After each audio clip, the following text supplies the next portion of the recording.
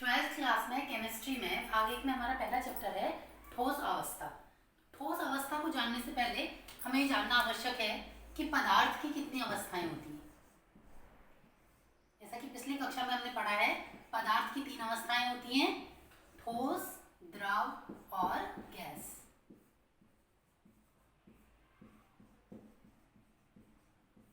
यहाँ पे मैं बच्चों को ये बताना चाहूंगी, बच्चे कंफ्यूज करते हैं कि द्रव्य और द्रव में, तो किसी भी पदार्थ को हम द्रव्य कहते हैं या मैटर कहते हैं, जबकि द्रव उसकी एक अवस्था है, लिक्विड, जिनमें कि बहने का गुण पाया जाता है, जैसे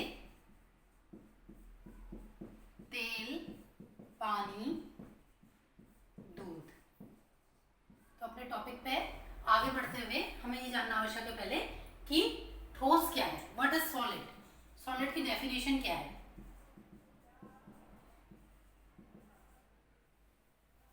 द्रव्य की वह अवस्था जिसमें अवयवी कण क्लोजली पैक्ड होते हैं, और ये अवयवी कण जो होते हैं वो अणु, परमाणु तथा आयन होते हैं।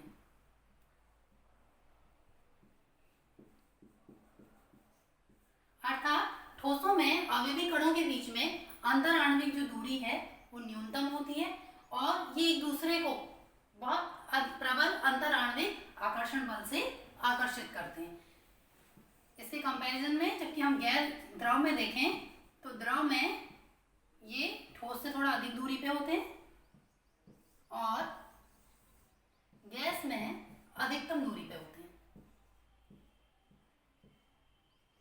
इसके बाद है ठोसों के सामान्य अभिलक्षण। ठोसों के सामान्य अभिलक्षण है, जैसा कि पिछली कक्षाओं में हमने पढ़ा है, ठोसों का आयतन, आकार और द्रव्यमान निश्चित होता है, इनके गलनांक काफी उच्च होते हैं, ये कठोर और असंपीड्य होते हैं, इनमें अवयवी कण अपने माध्य स्थिति के चारों ओर दोलन करते हैं। इसके बाद है ठोसों का वर्गीकरण, क्लासिफिकेशन ऑफ सॉलिड्स।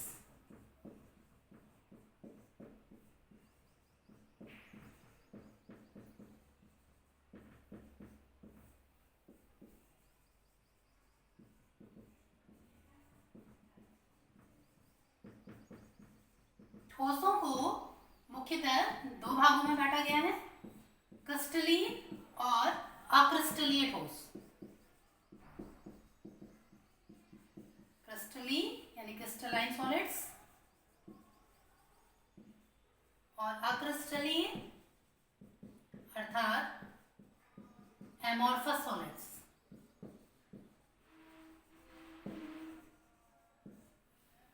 क्रिस्टलीन और अक्रिस्टलीय ठोसों में अंतर हम विभिन्न गुणों के आधार पर करेंगे। परीक्षा की दृष्टि से भी ये प्रश्न बहुत महत्वपूर्ण है, कई बार परीक्षाओं में आता है। तो वो गुण हैं, सबसे पहले क्रिस्टलीय ठोसों की ज्यामिति व्यवस्था।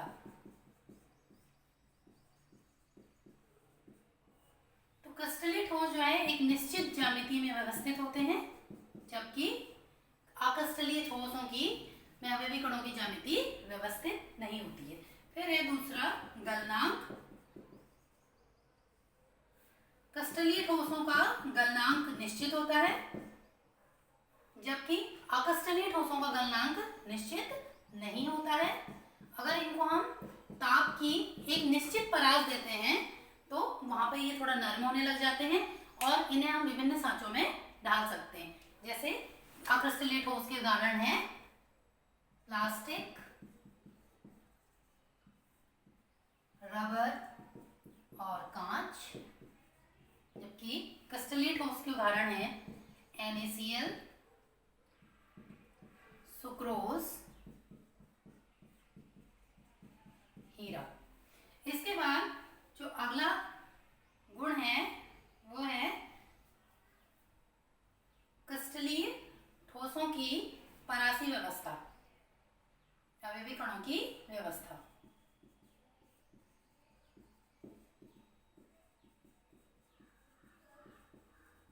क्रिस्टलीय ठोसों में अवयवी कण दीर्घ परासी व्यवस्था होती है इनमें, और इनमें लघु परासी व्यवस्था होती है। दीर्घ परासी व्यवस्था का तात्पर्य यह है कि इनकी जो व्यवस्था होती है वो एक ही क्रिस्टल में प्रत्येक स्थान पर अनियमित होती है। उसके बाद है दैशिकता। क्रिस्टलीय जो ठोस हैं वो विषम दैशिक होते हैं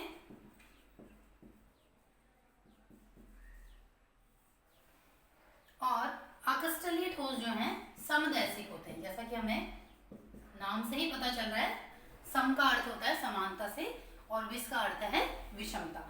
यानी कि अगर हम इनकी एक ही क्रिस्टल में इनके गुणों का हम अवलोकन करें विभिन्न दिशाओं में, लेफ्ट में, राइट में, तो ये अलग अलग गुण प्रदर्शित करते हैं, जबकि अक्रिस्टलीय ठोस जो है सभी दिशाओं में समान गुण प्रदर्शित करते हैं। इसके बाद है प्रकृति। क्रिस्टलीय जो ठोस हैं वो वास्तविक ठोस हैं, जबकि अक्रिस्टलीय ठोसों को हम आभासी ठोस या अतिशीतित द्रव भी कहते हैं। कई बार परीक्षाओं में पूछा जाता है इसका कारण कि अक्रिस्टलीय ठोसों को आभासी ठोस या अतिशीतित द्रव क्यों कहते हैं, क्योंकि जैसा कि मैंने आपको पहले भी बताया कि एक निश्चित ताप की परास देने पर ये क्या हो जाते हैं, नर्म हो जाते हैं, इसलिए हम इन्हें आभासी ठोस कहते हैं या अतिशीतित ठोस कहते हैं, जबकि वास्तविक ठोस जो है वो बहुत अधिक कठोर होते हैं। फिर है विदलन का गुण।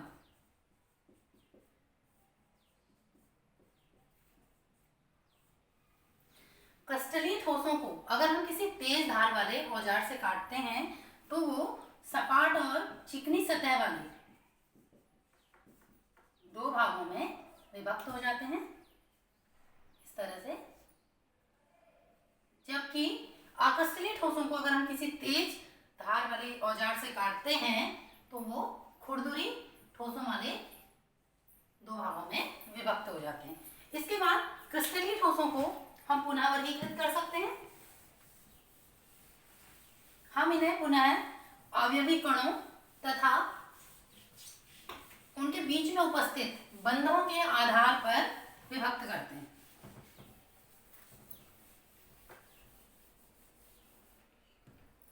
क्रिस्टलीय ठोसों को हम चार भागों में विभक्त कर सकते हैं। आणविक ठोस,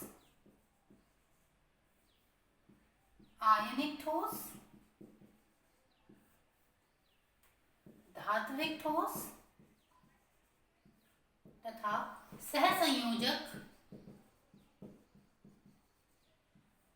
या नेटवर्क ठोस।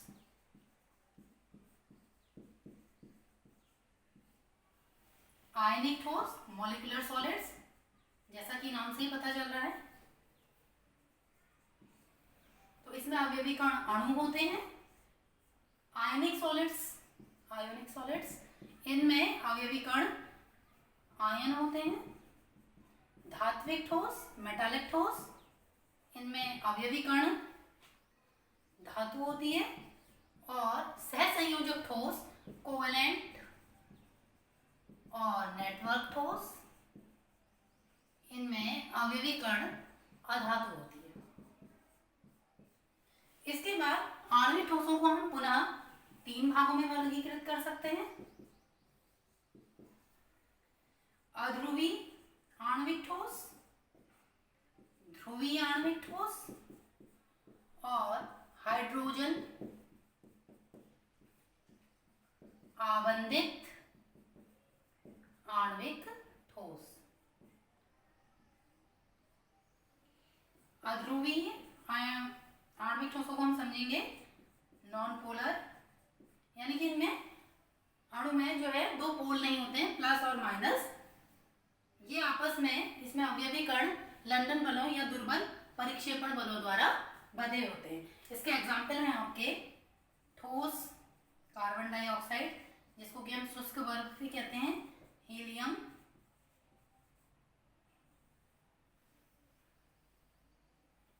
फिर है ध्रुवीय आणविक ठोस पोलर मॉलिक्यूलर सॉलिड्स। इसमें प्लस और माइनस दो पोल्स होते हैं अणु में, जैसे इसके एग्जाम्पल हैं ठोस HCl,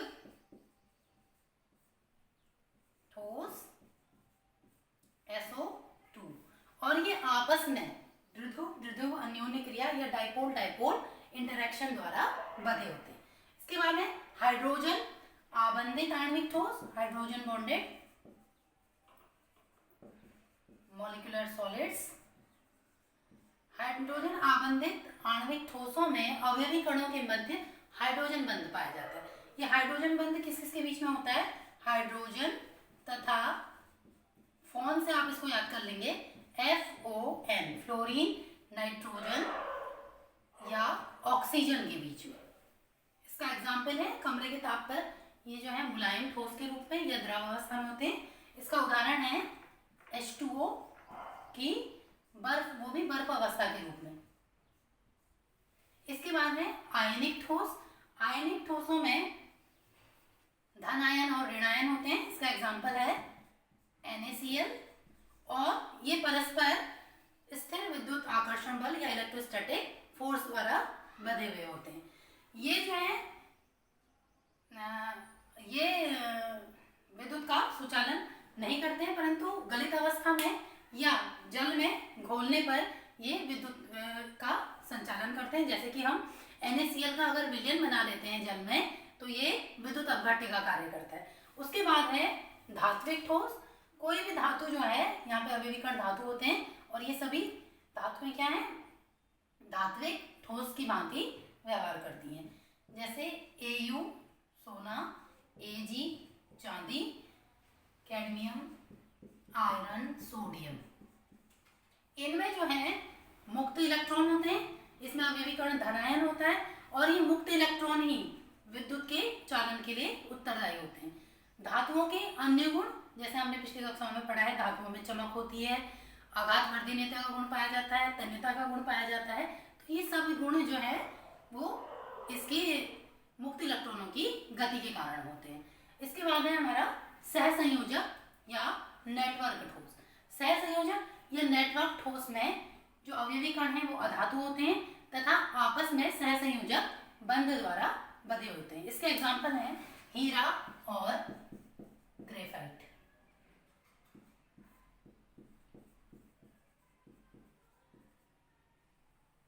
अपने विशाल आकार के कारण इन्हें विशाल अणु या जेएन मॉलिक्यूल्स भी कहा जाता है और ये विद्युत के कुचालक होते हैं, विद्युत का संचालन नहीं करते हैं। ग्रेफाइट जो है इसमें वो विद्युत का सुचालक है। ये इसमें एक अपवाद है जो कि विद्युत का चालन करता है। इसके इस अपवाद का कारण ये है क्योंकि पिछली कक्षा में 11th में आपने पढ़ा है ग्रेफाइट की परिधीय संरचना, तो इसकी जो परिधीय संरचना है उनमें मुक्त इलेक्ट्रॉनों की गति के कारण ये विद्युत का चालन करता है। तो यहीं तक होता है टॉपिक, इससे आगे फिर हम अपनी अगली वीडियो में देंगे। ये बहुत अच्छी बात है बच्चों कि ऑनलाइन क्लासेस के माध्यम से हमारा कांटेक्ट बना हुआ है और हम लगातार अपनी स्टडी को जारी रखे हुए हैं।